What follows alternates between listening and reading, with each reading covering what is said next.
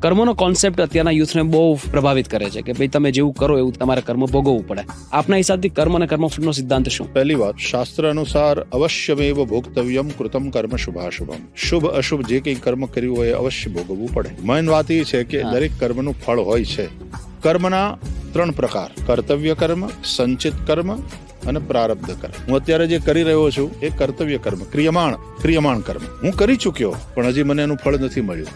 It will take some time. કેટલાક કર્મ તુરંત ફળ આપી દે, પણ કેટલાક કર્મને પાકતા વાર લાગે, એટલે થોડા સમય પછી ફળ આપે. પણ હું કરી ચૂક્યો છું એટલે એ જમામાં રહે. એને સંચિત કર્મ કહેવાય. ચિત કર્મ છે એનો સંચય થયો છે, એકઠા થયા છે.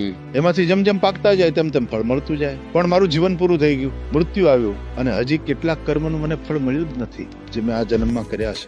તો મૃત્યુ પછી કશું જ સાથે નથી આવતું, આ કરેલા કર્મ સાથે આવે છે.